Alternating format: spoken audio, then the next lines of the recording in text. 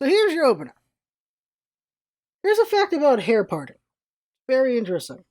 First up, I got a big freaking forehead. Jesus. Okay, so here's the fact.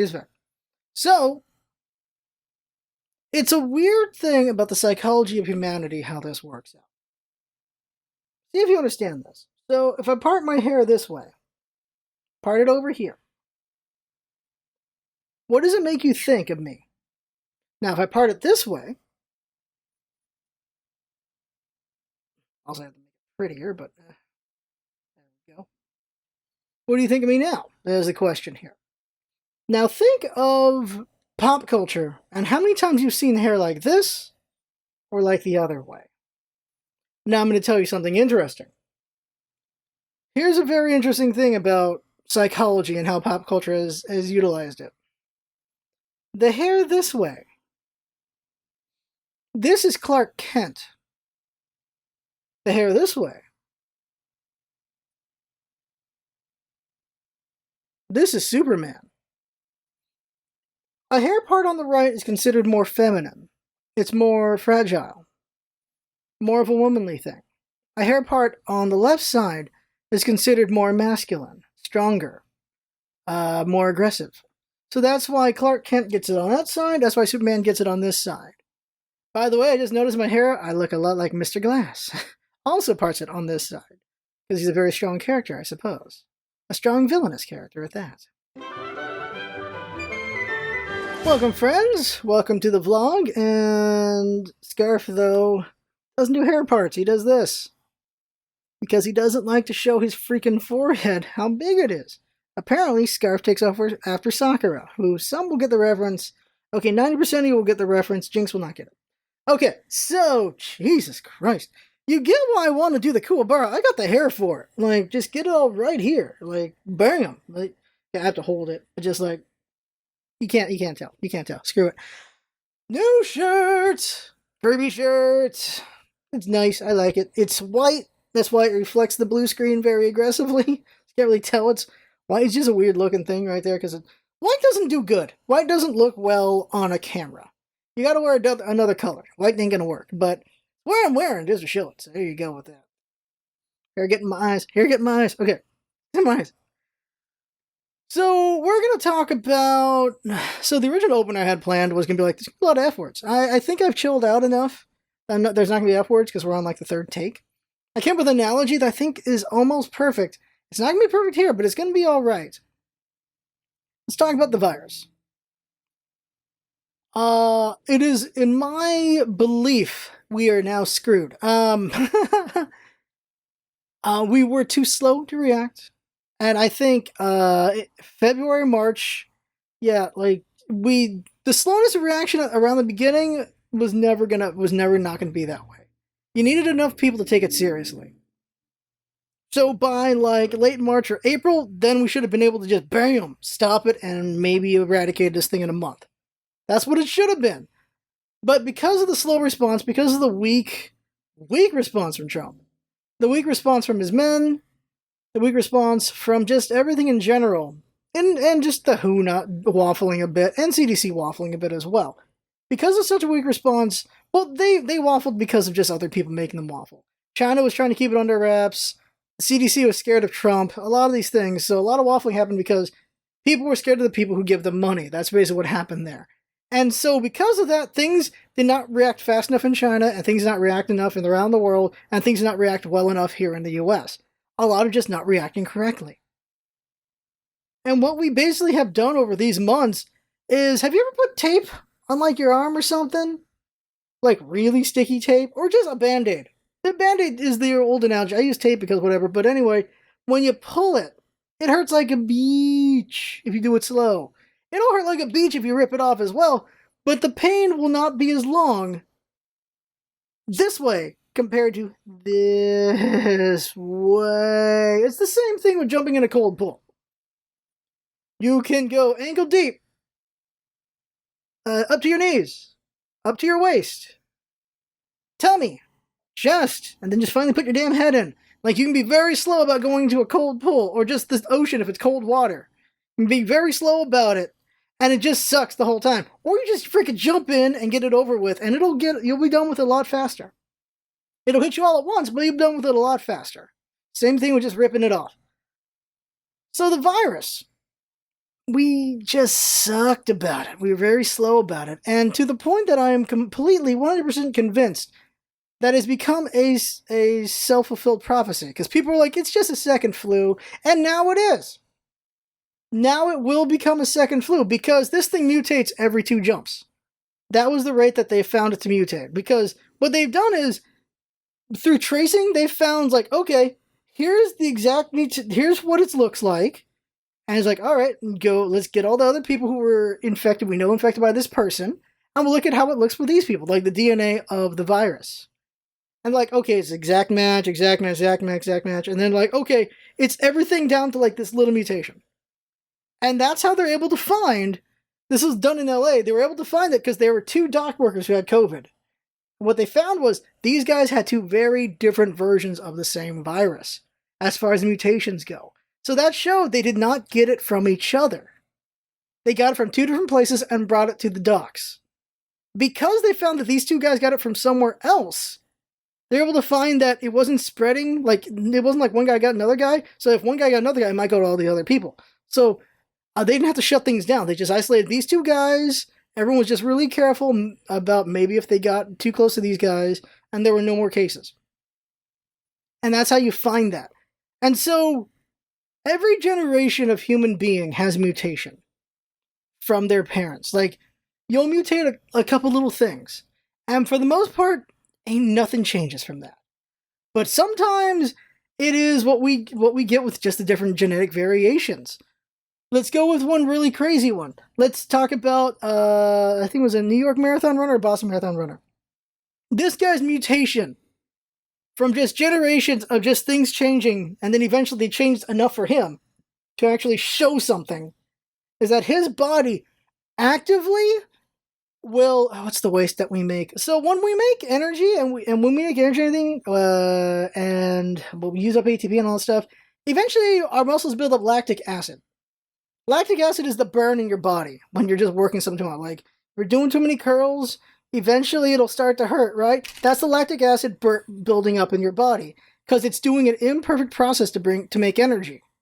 What his body was doing was, because we do recycle lactic acid, his body was recycling lactic acid at a faster rate, a really, really good rate, to the point that he could just run as much as he wanted to, because it was getting recycled really well. That's an amazing mutation that he has. Viruses do the same thing. So with the mutations of a virus, it can get worse and worse and worse. It can become a better spreader, or it can become a thing that just cannot be killed by a vaccine, the same way other parts of the world. So let's go into the flu. So the reason why the flu cannot be eradicated is we have a bajillion different versions of this flu. What a vaccine does is, let's say each finger is a different flu, and there are all these different branches of all these different things happening for these flus, and a vaccine takes out like this many of them. Now there's like 3 flus still going on though. And these flus are still going to happen, and they're still going to spread, and they're going to mutate and cause a bunch of trouble. Now, of course, this is not a good rate. I think the flu vaccine rate is maybe more like that. Is still happening. That's me being fast and loose. I could be off by a little bit. But that's why the flu just doesn't go away. It's the same reason why... it's not. It's different. But the reason why AIDS doesn't go away is because AIDS hides inside cells and never gets interacted with. That's one of the reasons why AIDS is hard to take out. And the other is it does have a really ridiculous mutation rate as well. But this is why the flu cannot be conquered. Because these mutations keep happening, and so we're able to take out a bunch of different versions of it, but we can't take out all of it. And it's impossible to explain this at work, and that's what's really frustrating. But anyway, this is going to be the same thing for COVID, because COVID is mutating pretty quick as well. That is the problem. So even if we get vaccines, I am pretty much convinced I don't think we're going to be able to make big enough tags to catch all of them. At this point, I know, and with much frustration, that a vaccine is going to be what the flu vaccine is. So now we have 2 flus. You're like, it's just another flu. Do you know how many people with the flu kills every year? Now imagine that number double. That's what's basically about to happen. It's very unfortunate. We're about to have 2 flus. So essentially, we now have another way to die. I can't think of a good analogy. Basically, just take the flu test and double it. That's it. Just go with that. That's the shorthand. It might even be tripled. Depends on how bad this is. The bad thing is, I would not like to catch both at the same time. Now, people are like, well, I took the flu shot, and now I'm getting sick. It's not the same thing. So what you're getting sick from is your body reacting to the shot. Your body's reacting to it, and so you're getting flu-like symptoms because how does your body fight a virus? It's the same way. So you're going to get a reaction. It might be severe or might not be that bad. It really depends. But the problem is you get the anecdotal story, and here's the thing, anecdotal evidence cannot be defeated. Doesn't matter what you want. If someone really doesn't want to do it, they will pull an anecdote out of their ass, and you're not going to stop it. You're not going to beat that. It doesn't matter what you do, you will not defeat this person. Because they don't care enough. They only care enough to not change their routine. That's it. The cynical truth of the matter is we suck. That's about it. So, it's not worth arguing as much as I want to argue with someone who doesn't want to take the vaccine for the flu. And now someone who doesn't want to take the vaccine for the virus. Because it will be effective, but it will not be perfect. I know that already. I'm just looking at how the mutation rate is. I don't see us eradicating the virus. Now, if we are able to eradicate the virus, thank God. But I don't think we're going to. Because there's going to always be pockets of people who don't take the vaccine. There's always going to be pockets of people who it's just mutated enough in this area that when it spreads back out, the vaccine will not be able to deal with it. That's what's going to happen. And that is very frustrating. And that's because we acted too slow to deal with it.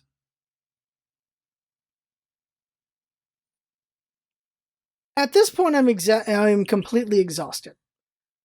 Because people at work are just this kind of person who they don't believe in vaccines. And I'm like, would you rather take polio or a vaccine? Would you rather have polio or the vaccine? Polio, vaccine, polio, vaccine. And they whip out the flu shot. They will always whip out the flu shot. Because the flu shot is not curing it all. So they'll always pull it out. The truth of the matter is, this is why scientists get really pissed off eventually. This is why they stop caring to educate. And this is, well, the other reason is just education system has failed. Schools have failed to teach us well enough to trust experts, well enough to believe science, well enough to, you know how many people do you know right now? They'll get advice from their doctor and ignore it. All of you know somebody. Or it might even be yourself, who knows? A doctor, a person with a decade's worth of experience and learning and all this stuff, gets all this knowledge, but you ain't gonna listen to them. No, I get it every now and then, because sometimes you can get that disinterested doctor who doesn't give a crap. You can get someone who just doesn't really get it and they're not really helping you. And the problem with that is communication, honestly. It is the patient not explaining enough and the doctor not asking enough questions. And when that happens, you need a new doctor if you can get one.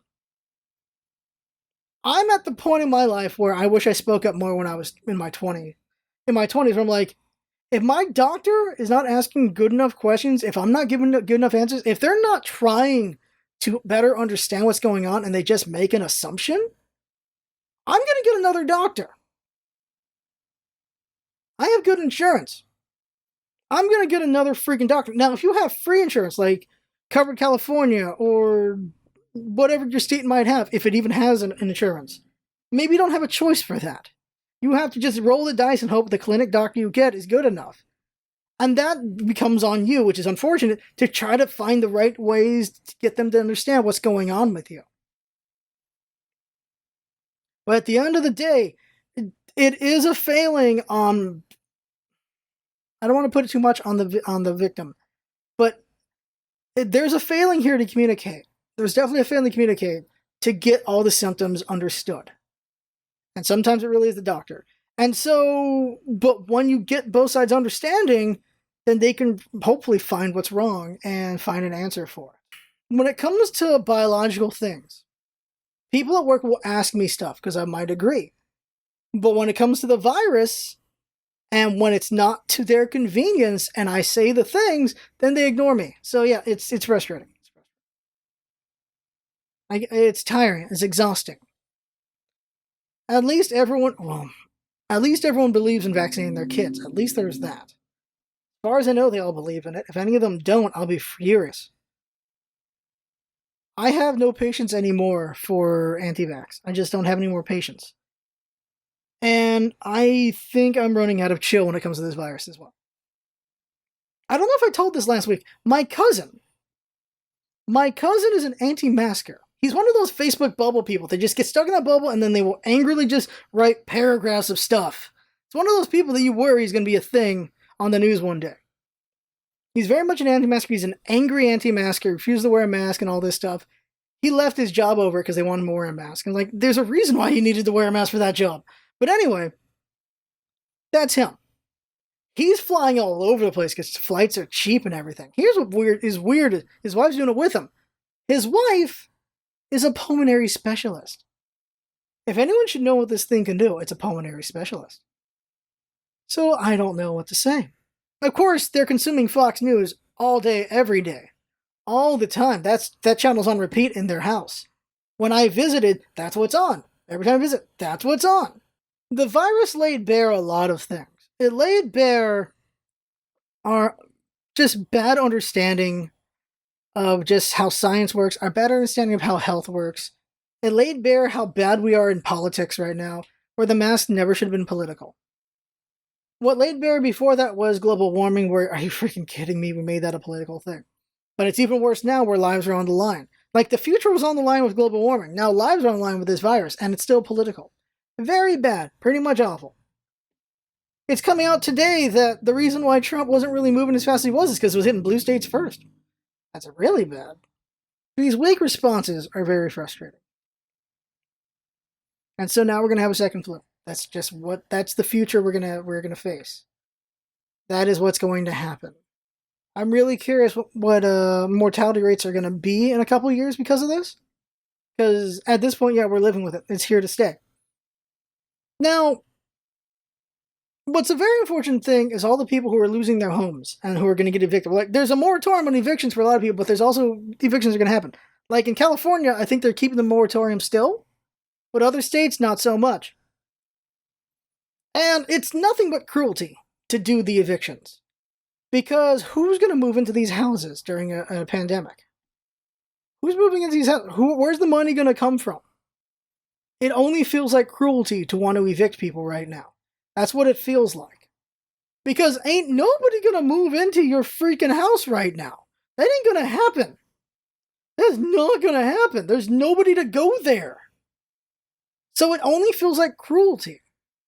Because what's going to happen here is a moratorium on eviction doesn't mean not paying rent anymore. It means that rent is going to go up and up and up and up, and those renters are eventually going to have to pay it back, but they don't have a job to pay it back right now. It's a situation that's not looking too great here. So here's how this works. So you got people who aren't working right now, and so they can't pay their rent. And so the money from there is not happening, so it goes to the renters. The rent owners, the property owners, the landlords, and all that stuff. Now it goes to them. Now, a lot of them, let's not say a lot of them, a number of them, they have mortgages they need to pay off. They are renting out places that they have mortgages on, which honestly is not a great system. So they still have to pay these mortgages even if they're not getting the rent. So that's not great. That's not good. And that's putting a squeeze on them.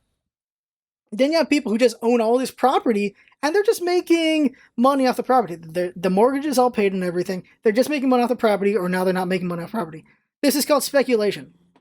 So there's also speculators. There's people who they're not making as much money, or they're losing money because they got to maintain these properties, this and that. They're not screwed. The people with the mortgages, those people are in a tough spot. But where do those mortgages go? That's the banks. And the banks are honestly the ones who should be taking the eat on, who should be eating it on this one. The banks are the ones who should be get hit on this one because that's where all the money is anyway.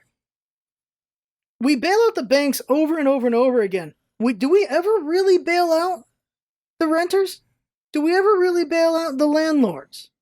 We always bail out the banks. It should be on the bank's due diligence to be doing these loans with people who can actually pay them. But that doesn't always happen. What was the housing crash? The housing crash was the banks giving out these bullshit loans that people were never going to be able to pay back. So all this shit was happening. Because the plan was, well, they're not going to be able to pay it back and we'll just take the homes back and we have all this money and all this stuff. And then the crash happened and the banks got bailed out. We bail out the banks all the time. We do not bail out the landlords. We do not bail out the homeowners, the renters. We don't bail those people out. Why don't we? So it just feels like cruelty what the landlords are doing. And it should not even be in the landlord's hands. It should be the banks just eat one for once. Because they never eat it. They never eat it ever. Lenders, loaners, they never eat it. They always get their money eventually. It's very frustrating. It should be... There's a bigger rabbit hole there that can be complained about, so let's not go there. Another frustration is, well, this whole thing with the unemployment and everything. There are people who are making more just being at home. It's true. It is absolutely true. That's one of my coworkers' daughters. He's like, yeah, she's making more money just being at home. I'm like, what the heck? Like, he's really annoyed about that. And that case is not the only case. That is true in a lot of people. He had that anecdotal truth right there. And what it should have been was, instead of just giving everyone plus 600, it should have been maybe like 70%, 80%. Like, not full money back, not full paycheck while not working, but just a good amount to it. So it's just plus 600 was on top of that. On top of whatever unemployment is. Never had unemployment, so I don't actually know how it works. It would help me if I researched it better. But really, anyone making more money while being unemployed, that's not utilizing it correctly.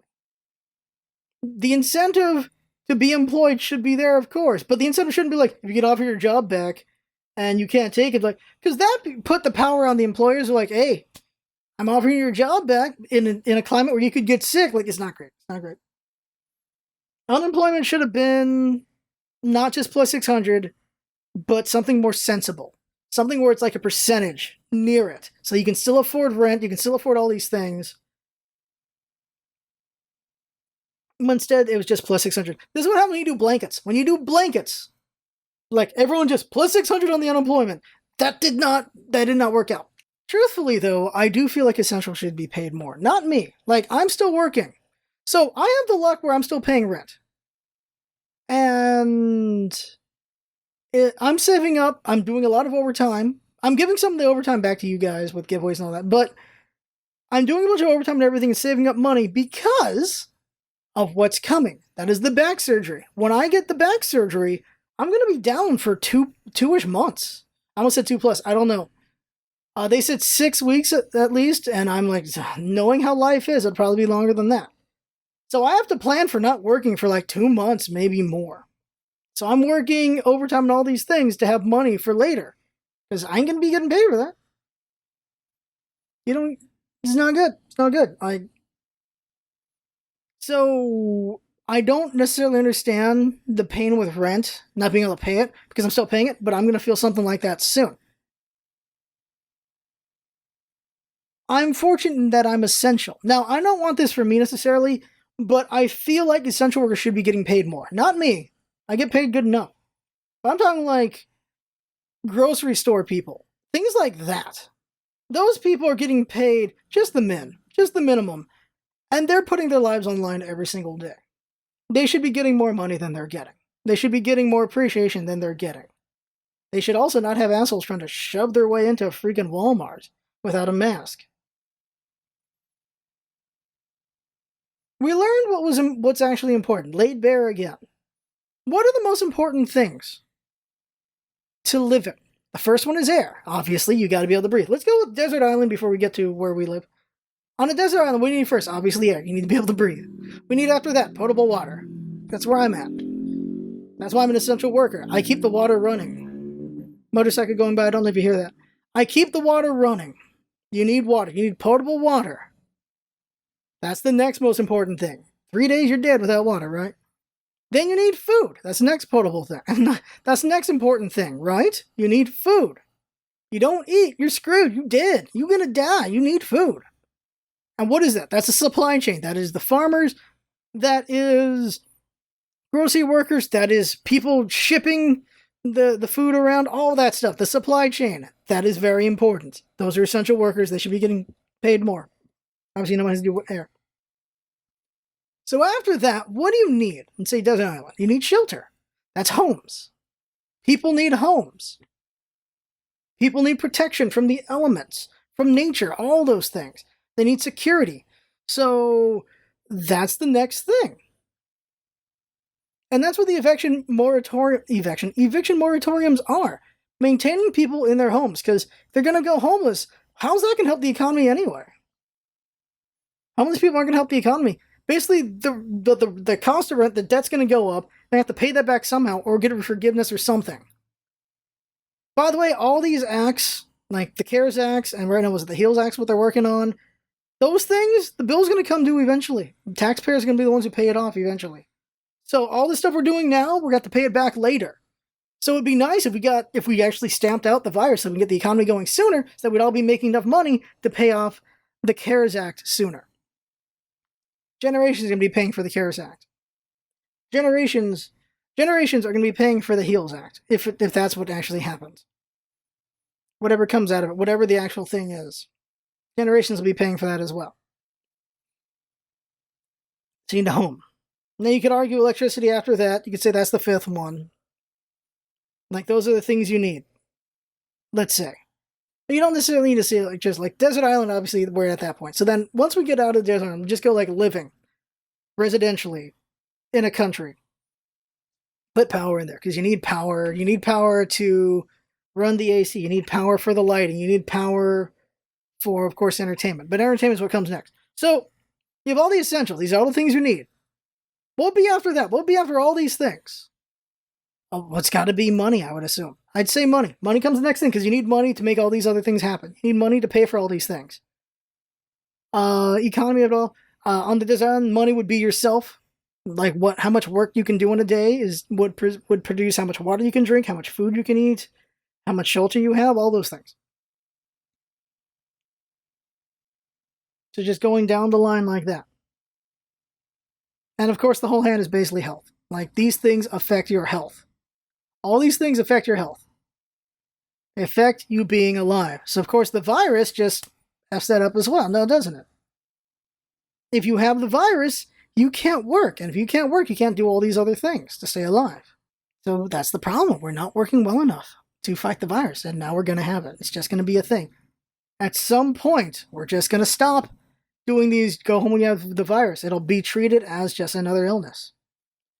And this is the other problem with the virus, is how companies are doing it.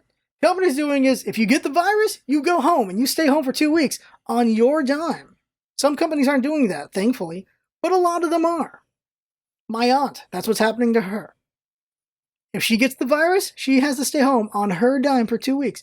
By the way, it's not just get the virus. If she even gets tested on her dime, she has to stay home for 2 weeks. Just the act of getting tested. I could not believe when I heard that. So because of that, who wants to get tested? If that's what's happening, if that's the repercussion.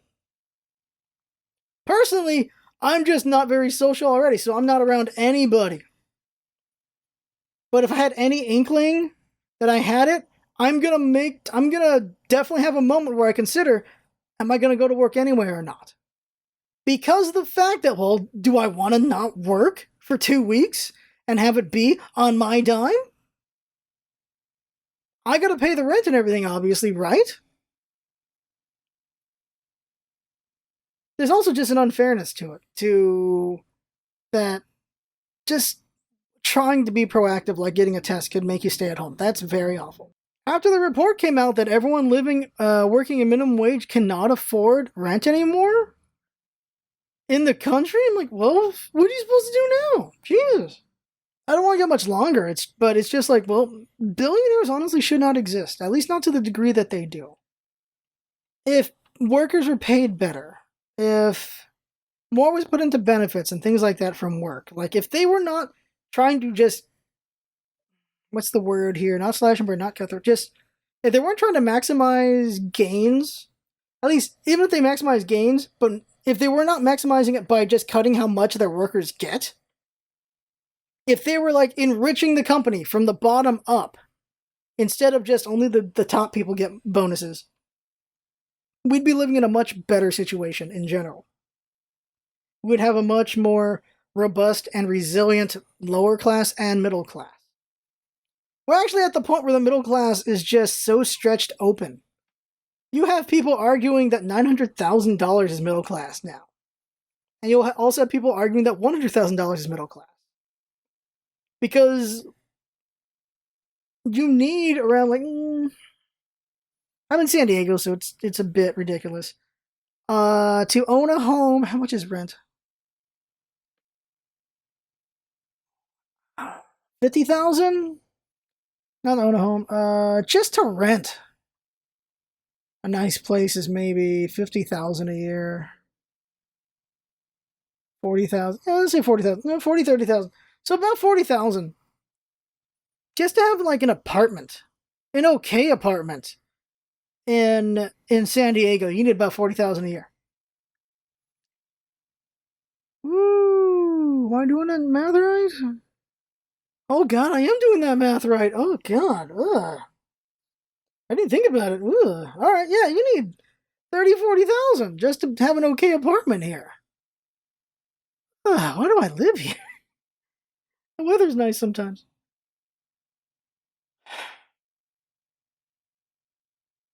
Just imagine people got paid better. If we all got paid better. Instead of it all just going to the damn top. What is a person with $100 billion going to do with all that money? You could spend hedonistically the rest of your life. You're not going to break that. Not at all.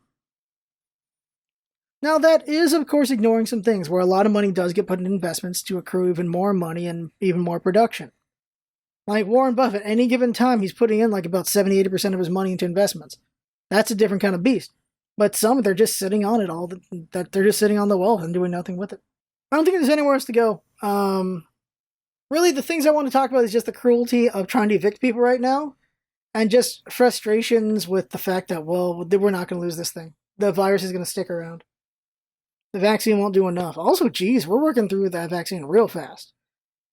The question is, are we being unethical? And like, because usually it takes years to make a vaccine, and we're trying to make one within a year. So there are things being ignored to make this happen. The reason why it takes a long time to make a vaccine is because there's just a lot of testing that happens. You test. You go overboard on the testing in every step to ensure that humans don't get hurt. To ensure that volunteers don't get hurt. So you do like a lot of animal testing and things like that, where if things go wrong, it happens to animals, not to humans. And we're already at the human trials, which should not be happening for a long time. So there are going to be humans with really bad side effects during the vaccine testing. I can guarantee that right now. I don't know what's going to happen to them. It's going to suck. And I just hope nobody dies from the vaccine test, but something's going to go wrong. And that's just here. Other countries will be doing it. There are very unethical things where people do vaccine tests on like the poorer communities. And you never hear about them. Alright, gone too long. There's a lot of useful stuff in there. Not so useful stuff in there as well. But that's what's just going on with me right now. So there you go. That right there is the vlog. I should stop talking already. So I had fun talking. Hope you have fun watching. And that's what it's all about, isn't it? Having fun. Thanks for coming by and see you next time.